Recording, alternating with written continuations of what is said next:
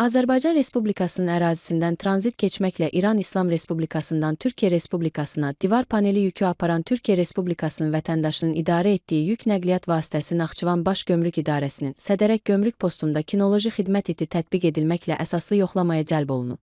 Stop Narkotikas xəbər verir ki, bu barədə Dövlət Gömrük Komitəsindən bildirilib.